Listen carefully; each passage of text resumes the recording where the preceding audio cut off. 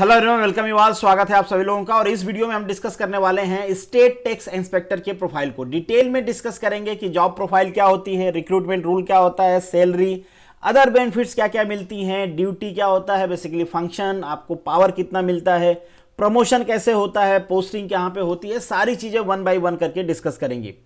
एक चीज मैं और आपको बता दूं कि हम यहाँ पे गुजरात की बात कर रहे हैं, बट इन जनरल किसी भी स्टेट का आप ले लोगे तो सिमिलर पोजीशन होती है और सिमिलर पावर मिलता है। इवन दो सेंट्रल गवर्नमेंट की भी आप पोस्टिंग देखोगे जो एसएससी सीजीएल के थ्रू होती है, तो वहां पे भी इसी टाइप का फंक्शनलिटी होती है और इसी टाइप से प्रमोशन भी होते हैं। अब ये अचानक से हम डिस्कस नहीं कर रहे हैं, आप सभी को पता होगा। वैसे तो आपने फॉर्म भी फिलअप कर लिया होगा, नहीं किया है तो कर सकते हैं। 31 इसकी लास्ट डेट है। जीपीएससी ने अभी रिसेंटली 243 पोजीशन निकाला है स्टेट टैक्स इंस्पेक्टर का। सबसे अच्छी बात यह है, बैंक कर्मचारियों को देख के आप खुश हो सकते हो।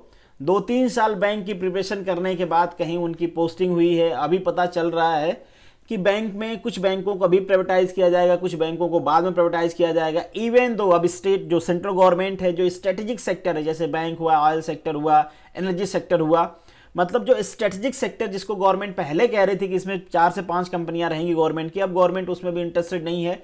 टोटली वो प्राइवेटाइज या डिसइन्वेस्टमेंट करने की कोशिश कर रहे हैं। तो यहां पे ऐसा कुछ नहीं होगा। एक तरह से आप सेफ हो, एडमिनिस्ट्रेशन की पोजीशन होती है, कमाऊ डिपार्टमेंट होता है, गवर्नमेंट का लाडला होता है, सोशल रिस्पेक्ट भी खूब होती है। मतलब टैक्स इंस्पेक्टर सुन के ही लोगों का हवा गुम हो जाता है, दाना पानी खूब मिलता है आपको। मतलब इन शॉर्ट कहने का है कि सोशल रिस्पेक्ट आपको खूब मिलती है। बहुत अच्छी पोजीशन है। अगर आप इसके प्रिपरेशन के बारे में नहीं सोच रहे हैं तो मेरी रिकमेंडेशन होगी कि आपको सोचना चाहिए। मैक्सिमम लोग जो इस प्लेटफॉर्म पे हैं वो इंजीनियरिंग बैकग्राउंड से हैं, और आप इंजीनियरिंग बैकग्राउंड से हो तो आप कुछ भी कर सकते हो, ठीक है। बहुत सारे आप देखोगे इससे पहले जो वैकेंसी आई थी, अगर आप रिव्यू करोगे तो मैक्सिमम जो वहाँ पे सिलेक्शन हुआ है वो इंजीनियरिंग बैकग्राउंड के कैंडिडेट्स का ही हुआ है। अगर आप मेरी वीडियो पहली बार देख रहे हैं तो ये मेरा टेलीग्राम चैनल है, यहाँ पे मुझसे आप जुड़ सकते हैं। ये बेसिकली ग्रुप है, इसमें आप अपने क्वेश्चन डिस्कस कर सकते हैं। आप इंस्टाग्राम, फेसबुक, ट्विटर, इन सारे प्लेटफॉर्म पे मुझसे जुड़ सकते हैं।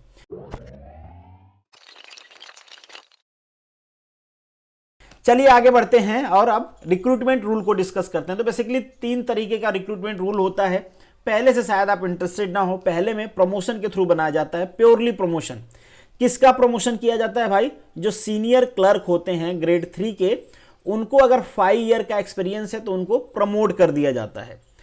और इससे कम एक्सपीरियंस पे भी प्रमोट किया जाता है, जिसका एडवांटेज बेसिकली पॉलिटिकल लिंकेज के लोग लेते हैं। आप लोगों ने देखा होगा कि ये 5 ईयर तो मिनिमम है, बट अगर जो अथॉरिटी है, जो अपॉइंटिंग अथॉरिटी है, उसको लगता है कि नहीं यार, इनकम टैक्स इंस्पेक्टर की जरूरत है और है नहीं हमारे पास, तो जो 5 ईयर है उसका 2/3 एक्सपीरियंस वाले को भी प्रमोट करके बनाया जा सकता है। और ये जो बेसिकली लॉ है ना, इसका लोग मिसयूज करते हैं खूब। आपको भी पता होगा, जिसका लिंक होता है उसका प्रमोशन जल्दी हो जाता है, जिसका नहीं होता है उसका नहीं होता।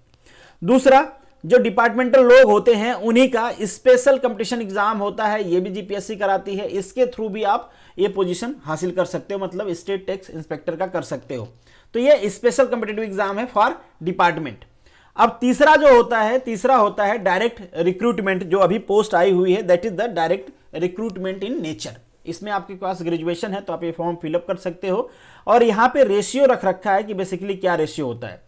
अगर मान लीजिए कहीं पे टोटल 7 वैकेंसी है स्टेट टैक्स इंस्पेक्टर की, तो इसमें से 4 वैकेंसी फिल की जाएगी डायरेक्ट रिक्रूटमेंट से और 3 वैकेंसी फिल की जाएगी प्रमोशन से। अब ये 3 वैकेंसी है, इसमें 2 तरीके की हैं। एक तो होता है कि आपका वर्क बेसिस पे प्रमोशन, सीनियरिटी बेसिस पे प्रमोशन होता है, और एक होता है कंपटीशन एग्जाम के बेसिस पे प्रमोशन। बट इस डिटेल में नहीं जाते हैं, आगे बढ़ते हैं। अब जो नेक्स्ट हमारा पॉइंट है that is salary and other benefit. तो ये सारी चीजें भी आपको एडवर्टीज में मेंशन है, बहुत ज्यादा डिस्कस करने की जरूरत है नहीं। ये आपकी फिक्स सैलरी होगी गुजरात में। अब जरूरी नहीं कि गुजरात में फिक्स सैलरी, तो अदर स्टेट में भी होता है, अदर स्टेट में ऐसा नहीं होता है। बट गुजरात में जो क्लास 3 की पोस्ट होती है मैक्सिमम वो फिक्स सैलरी पे ही होती है। बट फिक्स सैलरी भी यहाँ पे काफी अच्छा दे रखा है बाकी के कंपेरिजन में। 5 ईयर बाद डेफिनेटली आपको जो पे स्केल मिलेगा वो ये पे स्केल है, मैट्रिक 7 की पे स्केल है। आप देख सकते हैं इसमें क्या क्या आपको मिलता है। इसके अलावा भी अलावेंसेज जो होते हैं आपका टीए, डीए, मेडिकल, ट्रैवल, ये सारे जो अलावेंसेज होते हैं एजुकेशन में आपके बच्चों के, वो सारी चीजें आपको मिलती हैं। नेक्स्ट है व्हीकल। आपको ड्यूटी के लिए व्हीकल मिलती हैं, ऐसा आपके पर्सनल यूज, मतलब जो ऑफिसर्स होते हैं ना, जो व्हीकल को अपने लेके कहीं भी चले जाते हैं, उस टाइप की व्हीकल्स नहीं मिलती है। ड्यूटी पर्पस के लिए, अगर आप कहीं पे जा रहे हो, कहीं पे रेड करना है, आपको इस टाइप की कोई ड्यूटी परफॉर्म करनी है, आगे हम डिस्कस करेंगे ड्यूटी को तो आपको समझ में आएगा, उस टाइम पे आपको डेफिनेटली गवर्नमेंट व्हीकल अलॉट की जाती है। यूनिफॉर्म और गन की बात करते हैं, काफी सारे लोग पूछते हैं। तो ये चीज़ें ऑप्शनल होती हैं। बेसिकली यूनिफॉर्म मिलती है बट लोग पहनते नहीं हैं, ऑप्शनल होता है, आप पहन भी सकते हो ना भी पहन सकते हो। हाँ, जो स्क्वाड होता है उस वहाँ पे आपका ड्यूटी, कई सारे इसमें डिवीज़न होते हैं, आगे मैं आपको डिवीज़न भी दिखाऊंगा। तो जब आपकी स्क्वाड डिवीज़न पोस्टिंग होती है उस टाइम पे आपको पहनना होता है। बाकी अगर हम गन की बात करें तो आपको कोई गन नहीं मिलती है, क्योंकि आपको कोई लड़ाई तो लड़नी नहीं है। हाँ, अगर कहीं पे आप रेड करने जा रहे हो तो पुलिस प्रोटेक्शन आप ले सकते हो। एक चीज़ और है, कुछ स्पेशल केसेस में जहाँ पे बहुत ही रिक्वायर्ड होता है वहीं पे भी, वहाँ पे रिक्वेस्ट बेसिस पे गन इशू की जाती है। नेक्स्ट, आपको लीगल प्रोटेक्शन भी मिलता है, क्योंकि ये जॉब ऐसी है कि बहुत सारे लोग आपसे खुन्नस खा के बैठेंगे। तो जो आपका basically Gujarat goods and services tax act है 2017, उसमें आपको लीगल प्रोटेक्शन भी दिया गया है। बेसिकली लीगल प्रोटेक्शन जो आपको मिलता है वो मिलता है सेक्शन 157 के हिसाब से। आगे हम उसको भी डिस्कस करेंगे थोड़ा सा, वैसे तो मैंने बता दिया। अब हम बात करते हैं कि आपको ड्यूटी कौन कौन सी परफॉर्म करनी होती है। तो बेसिकली टैक्स कलेक्शन का आपका काम होता है। अब टैक्स कलेक्शन में बहुत सारे डिविजन्स होते हैं, बहुत सारे सेक्शंस होते हैं, यूनिट्स होती हैं, वो आगे मैं आपको दिखाऊंगा। बट यहां पे आपको पावर कौन देता है? तो आपको पावर मिलता है एक्ट एंड रूल से। एक्ट एंड रूल से आपको पावर मिलता है उसको इंप्लीमेंट करने का। और वहां पे मेंशन भी होता है कि कौन सा ऑफिसर, कौन सा, क्या उसकी अथॉरिटी है, कैसे उसको परफॉर्म करना है, उसकी ड्यूटी क्या है, सारी चीजें मेंशन होती हैं। हाँ, जो हमारे देश में टैक्स का स्ट्रक्चर है, इससे पहले जो टैक्स का स्ट्रक्चर था डायरेक्ट और इनडायरेक्ट था। इनडायरेक्ट जो टैक्सेस थे उसमें काफी सारे sale tax, excise, custom, service tax सारे थे। बट अब इनडायरेक्ट टैक्सेस को हटा के जीएसटी ला दिया गया। बट आपको ध्यान रखना है, पूरी तरीके से इनडायरेक्ट टैक्स नहीं हटा है।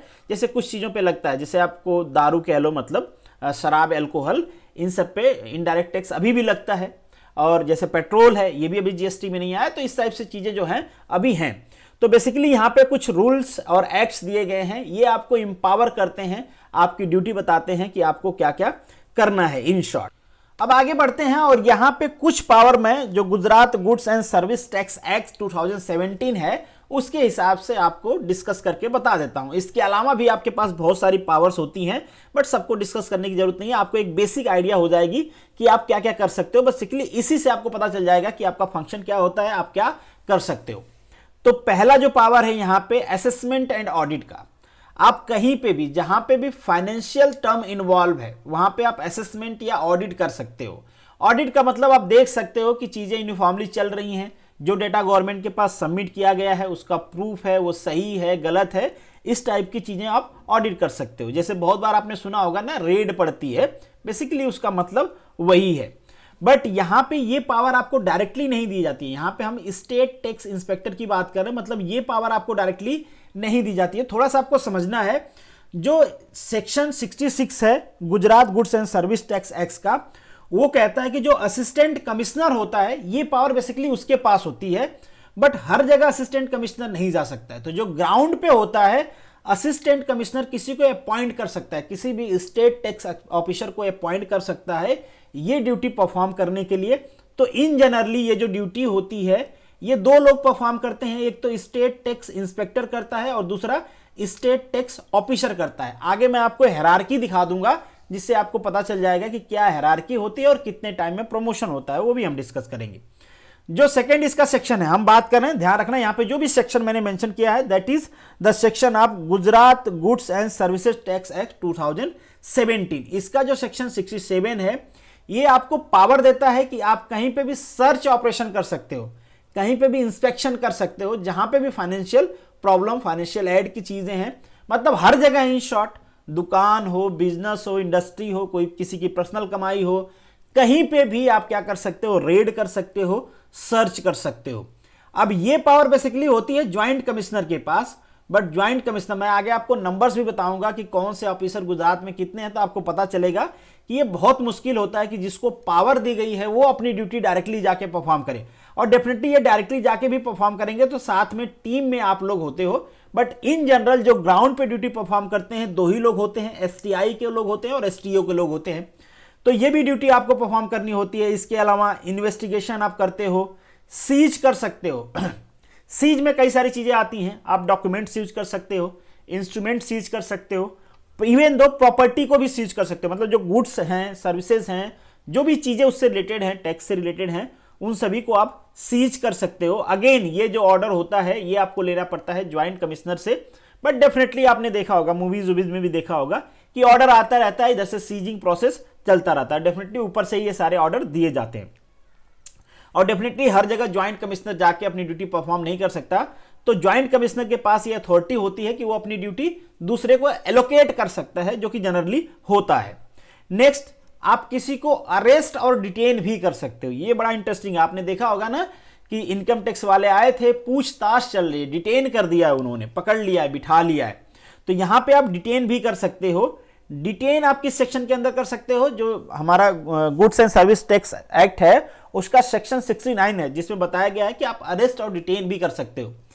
एक पावर यहां पे और आपको दी गई है कि जब आपने किसी को अरेस्ट या डिटेन किया है, उस समय एक पुलिस इंस्पेक्टर की जो पावर होती है, मतलब सीआरपीसी की जो भी चीजें होती हैं वो सारे आपके पास आ जाती हैं, तो वो भी आपके पास है, अरेस्ट कर सकते हैं। बट एक चीज होता है, अरेस्ट होने के 24 आवर के अंडर, ये कौन कहता है? ये बेसिकली जो सब क्लॉज है 69 के सब सेक्शन 3 के जो सब क्लॉज ए और बी हैं, उसमें ये सारी चीजें मेंशन की गई हैं कि आपको 24 आवर के अंदर उनको मजिस्ट्रेट के सामने प्रेजेंट करना होता है। बट इन शॉर्ट आपके पास पावर है किसी को भी फाइनेंशियल इनरेगुलरिटी में डिटेन करने का, अरेस्ट करने का। नेक्स्ट जो है आपका power to summon a person to give the evidence. किसी भी पर्सन को, किसी भी आदमी को आप समन कर सकते हो, उसको डॉक्यूमेंट प्रोड्यूस करने के लिए कह सकते हो। बहुत बार आप लोगों ने देखा होगा कि ऐसा ऑर्डर आता है कि आपको ऑफिस में आके ये सारे डॉक्यूमेंट सबमिट करने होते हैं, तो ये समन कर सकते हो आप। ये बेसिकली मेंशन है आपके सेक्शन 70 में। उसी तरीके से इन्फोर्समेंट करना, रिकवरी करना, डेफिनेटली टैक्स रिकवर करना, कहीं पे आपको इनरेगुलरिटी मिलती है तो रिकवरी के जो रिस्पॉन्सिबिलिटी होती है वो भी आपकी होती है। क्योंकि इतने सारे पावर होते हैं आपके पास, डेफिनेटली सैंपल भी ले सकते हो आप, कहीं पे कोई प्रॉब्लम आपको दिखे तो। जब इतने सारे पावर होते हैं तो इसका मिसयूज भी होता है, और यूज होने के बावजूद अगर आपने गुड फेथ में भी यूज किया है तो भी आपको मिसयूज किया जा सकता है, आपके ऊपर केस किया जा सकता है। इसलिए जो मैंने पहले बताया कि सेक्शन इसका 175 है, वो आपको प्रोटेक्ट करता है to face the legal charges. तो आपको यहां पे लीगल प्रोटेक्शन भी दिया जाता है कि आपने अच्छा काम किया है, तो ऐसा नहीं कि कोई गलत धाराएं लगा के, कोई गलत एफआईआर करवा के आपको फंसा दे और आपके ऊपर इन्वेस्टिगेशन चलने लगे। क्योंकि फाइनेंशियल प्रॉब्लम है यहां पे, तो तकलीफ बढ़ती ही है, पर्सनल कॉन्फ्लिक्ट होते ही हैं, तो वहां पे आपके ऊपर कोई केस ना करे, इसलिए आपको प्रोटेक्ट किया गया है लीगली। हाँ, ऐसा नहीं कि लीगली प्रोटेक्शन है तो आप किसी के ऊपर भी रेड कर रहे हैं, पैसे ले रहे हैं। आपने देखे होंगे करप्शन भी बहुत ज्यादा होता है यहाँ पे, तो वो प्रॉब्लम भी होती है। तो ऐसा नहीं कि आपको करप्शन करने के लिए फ्री किया गया है, ऐसा नहीं सोच लेना आपको। नेक्स्ट अब हम बात करते हैं ऑर्गेनाइजेशनल स्ट्रक्चर। ऑर्गेनाइजेशनल स्ट्रक्चर से आपको समझ में आएगा कि आपकी पोजीशन कहां पे है और हायरार्की बेसिकली क्या होती है। तो सबसे ऊपर होते हैं भाई जो चीफ कमिश्नर होते हैं, कमिश्नरेट कहते हैं basically, commissionerate of good and services tax. इनकी एक ही ऑफिस होती है, हेडक्वार्टर इनका अहमदाबाद में है, और इसको हेड कौन करते हैं? चीफ कमिश्नर करते हैं। ये होता कौन है? आईएएस ऑफिसर होते हैं। Very simple. सेकेंड जो हायरार्की की अगर हम बात करें तो जो हमारी कमिश्नरेट होती है, गुजरात में एक ही कमिश्नरेट है, फिर उसके पास डिविजन्स होते हैं। जो कमिश्नरेट होती है वो फर्दर डिवाइड होती है डिविजन्स में। टोटल कितने डिविजन्स है गुजरात में? टोटल 11 डिविजन्स है। और ये जो डिविजन्स हैं इनको हेड कौन करता है? इनको हेड करते हैं ज्वाइंट कमिश्नर। तो यहां पे हायरार्की बन रही होगी, आप देख लेना, आगे मैं दिखाऊंगा। हायरार्की में बीच में कुछ कुछ और भी आता है। नेक्स्ट जो है, जो आपके डिविजन्स होती हैं वो रेंज ऑफिस में कन्वर्ट हो जाती हैं बाद में, मतलब डिविजन्स में फिर से रेंज ऑफिस बनाया जाता है। और ये जो टोटल रेंज ऑफिस है ये 25 है। तो आप देख सकते हो कि एक डिवीजन में 2 या कोई बड़ा डिवीजन है तो उसमें 3 रेंज ऑफिस होती हैं। इसको हेड कौन करता है? इसको हेड करता है डेप्यूटी कमिश्नर। अब इसके नीचे वाली जो चीज होती है वो बेसिकली होती है यूनिट की, जिसे घटक ऑफिस भी कहते हैं। तो गुजरात में टोटल जो घटक ऑफिस हैं वो 103 है। कितनी है? 103 है। और ये कहां पे होता है? रेंज ऑफिस में डिवीजन होता है, तो ये टोटल होती है 103। इसको हेड कौन करता है? इसको हेड करता है असिस्टेंट कमिश्नर या फिर कॉमर्शियल टैक्स ऑफिसर, दोनों में से कोई हेड करता है। बेसिकली ये जो पोस्ट होती है इन जनरली कहा जाता है इसको हम असिस्टेंट कमिश्नर। तो ये बेसिकली ऑफिस लेवल हायरार्की होती है कि कौन सी ऑफिस किसके अंडर में आती है। अब हम बात करते हैं कि आपका प्रमोशन कैसे होता है। जैसे आपने स्टेट टैक्स इंस्पेक्टर का फॉर्म भरा, आप एग्जाम कंप्लीट करते हो, हालांकि ये ग्रेड 3 की पोस्ट है, तो आप बन जाओगे स्टेट टैक्स इंस्पेक्टर। अब ऑफिसर लेवल की बात करें तो ऑफिसर लेवल में ये सबसे लोअर लेवल की पोस्ट होती है। ऑफिसर की बात कर रहा हूं मैं, ऑफिसर में सबसे लोअर लेवल की पोस्ट होती है। इसके बाद अगर आपका प्रमोशन होगा तो आप बनोगे state tax officer, STO, state tax officer. कितना टाइम लगता है इसमें? इसमें लगता है आपको 7 to 10 ईयर, ठीक है। और मैंने आपको रेशियो बताया हुआ, जिस हिसाब से वैकेंसी होगी, जिस डिवीजन में जिस हिसाब से वैकेंसी होगी, उस हिसाब से प्रमोशन होता है। इसके बाद जो स्टेट टैक्स ऑफिसर है, इसका जब प्रमोशन होगा ये लगता है कुछ 10 to 12 ईयर, ये बन जाते हैं असिस्टेंट कमिश्नर। असिस्टेंट कमिश्नर कौन होता है? जो यूनिट ऑफिस को हेड करता है। टोटल यूनिट ऑफिस कितने हैं गुजरात में? 103। तो आप कितने साल में, अगर हम मिनिमम टू मिनिमम ले तो 17 ईयर, 15-17 ईयर में, अराउंड 20 ईयर में आप एक यूनिट के क्या बन जाते हो? हेड बन जाते हो। इसके बाद अगर सब कुछ अच्छा चलता रहा तो आपका प्रमोशन होगा, आप बनोगे डिप्टी कमिश्नर। बट ये ध्यान रखना आप कि जैसे जैसे आप आगे बढ़ते जाते हो, नंबर ऑफ पोस्ट कम होती जाती है, लोअर लेवल पे पोस्ट ज़्यादा रहती है, तो जैसे जैसे आप आगे जाते हो प्रमोशन के चांसेस कम होते जाते हैं। इतने कम होते जाते हैं कि 90%, 80 से 90% लोगों का प्रमोशन नहीं होता है। तो ऐसा नहीं कि आप एक बार यहां से हो गए तो सीधा ऊपर पहुंच ही जाओगे। मैं आगे बताऊंगा कि किस पोस्ट पे कितना लोग अभी प्रेजेंटली डेप्यूटेड हैं जो इनकम टैक्स डिपार्टमेंट है, तो आपको एक आइडिया बन पाएगा कि कितने लोगों का प्रमोशन हो सकता है और किस पोस्ट तक हो सकता है। अब इसके बाद जो डिप्टी कमिश्नर हैं ये बनेंगे ज्वाइंट कमिश्नर। अब ये जो ज्वाइंट कमिश्नर होता है, बेसिकली ये ज्वाइंट कमिश्नर तक प्रमोशन पॉसिबल होता है कि अगर कोई बहुत ही एक्स्ट्राऑर्डिनरी परफॉर्म कर रहा है तो उसका प्रमोशन ज्वाइंट कमिश्नर हो सकता है। मतलब गवर्नमेंट का मन बन गया है कि इस आदमी एकदम गवर्नमेंट के आदमी हो, इन शॉर्ट कह दूं तो आपका प्रमोशन यहां तक हो सकता है। अदरवाइज जो असिस्टेंट कमिश्नर हैं या बहुत अच्छा हो गया आपका तो डिप्टी कमिश्नर, वहां के बाद आपको रिटायर ही हो जाना है। वो भी सबका नहीं होता है, मैंने पहले ही कहा कि 80 से 90% लोगों का नहीं हो पाता है। इसके बाद जो आपका ज्वाइंट कमिश्नर होता है उसके बाद उनकी प्रमोशन होती है तो वो बनते हैं एडिशनल कमिश्नर। अब ये एडिशनल कमिश्नर में IAS ऑफिसर भी होते हैं, IRS ऑफिसर भी होते हैं और जो गुजरात एडमिनिस्ट्रेटिव सर्विस के लोग होते हैं वो होते हैं। बाकी यहां से जो भर्ती होता है उसके चांसेस निग्लेजिबल होते हैं कि वो इस पोस्ट तक पहुंच पाए, नहीं पहुंच पाता है, इन शॉर्ट कह लें तो। अभी मैं आपको बताऊंगा कि ये जो अभी रिसेंटली जिनका डेपुटेशन है उसमें कौन सी पोस्ट किसको एलोकेटेड है। इसके बाद होता है पोस्ट स्पेशल कमिश्नर, बट ये हर डिवीजन में नहीं होता है, कुछ डिवीजन में होते हैं स्पेशल कमिश्नर और ये एक ही होते हैं अराउंड टू अराउंड। अभी तक जो पोस्टिंग है स्पेशल कमिश्नर में वो एक ही है पूरे गुजरात में। और लास्ट में ये डेफिनेटली IAS और IRS ऑफिसर होते हैं, इंडियन सर्विस के लोग होते हैं। आपके चांसेस यहाँ पे बिल्कुल 0 सन्नाटा है, कोई चांस नहीं, आप यहाँ पे जा ही नहीं सकते, ठीक है। फिर चीफ कमिश्नर होते हैं जो कि हेड करते हैं इस पूरे डिपार्टमेंट को। अब मैं थोड़ा सा बता देता हूं कि पर्टिकुलरली किस पोस्ट पे कितने लोग हैं अभी डिपार्टमेंट पे। तो अगर हम स्टेट टैक्स इंस्पेक्टर की बात करें तो टोटल जो है अभी जो वर्क कर रहे हैं लोग वो 690 हैं। अगर हम स्टेट टैक्स ऑफिसर की बात करें तो ये हैं 717। तो आप देख सकते हो ये नंबर सीधा आधा हो गया है। तो अब जितने लोग यहाँ पे जाएंगे सारे लोग तो यहाँ पे प्रमोट नहीं होंगे, ठीक है। इसके बाद अगर हम असिस्टेंट कमिश्नर की बात करें तो ये पोस्ट होती है केवल 269 टोटल गुजरात में। अब देखो ये इनका आधा हो गया।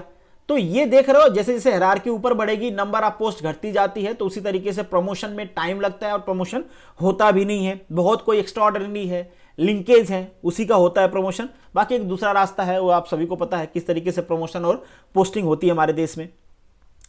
नेक्स्ट असिस्टेंट के बाद जो डिप्टी कमिश्नर होते हैं वो हैं टोटल 82। अब देखो ये इनके आधे से कम हो गए। डिप्टी कमिश्नर के बाद अगर हम ज्वाइंट कमिश्नर की बात करें तो ज्वाइंट कमिश्नर केवल हैं 22। अब देखो ये इनके 1/4 हो गए। इसके बाद ज्वाइंट कमिश्नर के बाद जो एडिशनल कमिश्नर होते हैं, एडिशनल कमिश्नर में 3 पोस्ट जो अभी जो है बेसिकली वो गुजरात एडमिनिस्ट्रेटिव सर्विसेज से है और एक पोस्ट जो है वो IAS ऑफिसर है, ठीक है। तो ये बेसिकली 4 पोस्ट हैं अभी एडिशनल कमिश्नर की। एडिशनल कमिश्नर के बाद स्पेशल कमिश्नर की बात करें तो केवल एक पोस्ट अभी फील्ड है, एक ही डिपार्टमेंट में स्पेशल कमिश्नर की पोस्टिंग की गई है। बाकी डिपार्टमेंट में, बाकी डिवीजन में भी की जा सकती है बट नहीं की गई है, अभी एक ही की गई है, तो वहां पे केवल एक है। और इसके बाद हम चीफ कमिश्नर की बात करें तो चीफ कमिश्नर भी केवल एक है। तो आप देख लो यहां पे। इसके बाद यहां तक तो प्रमोशन चांसेस होते हैं कि काफी सारे लोगों का हो जाता है प्रमोशन। यहां के बाद चांसेस घट जाता है कि 50 से 60% लोगों का प्रमोशन नहीं हो पाएगा यहां तक जाने में, 20 to 30% लोगों का होगा। यहां के बाद यहां केवल 10%, 5% लोगों का हो पाएगा, और वो भी जो मैं कई बार कह चुका हूं कि बहुत ज़्यादा लिंकेज या बहुत एक्स्ट्राऑर्डिनरी आपने कुछ काम कर दिया है तो हो जाए तो हो जाए। और बेसिकली ये दो प्रमोशन तो ठीक है, कुछ टाइम बाउंड होते हैं कि इतने टाइम में हो जाते हैं, बट यहां के बाद जो प्रमोशन होता है उसका कोई टाइम बाउंड नहीं होता है कि कब होगा, नहीं होगा, किसका होगा, कुछ भी फिक्स नहीं होता है। तो this is the end of this video. Thank you so much for watching this. उम्मीद करता हूं कि आपको एक क्लियरिटी मिली होगी इस पोस्ट के बारे में। अगर आप चाहते हो कि किसी और पोस्ट को मैं रिव्यू करूं तो कमेंट बॉक्स में आप लिख सकते हो। बाकी मिलेंगे नेक्स्ट वीडियो में, तब तक के लिए all the best, good luck.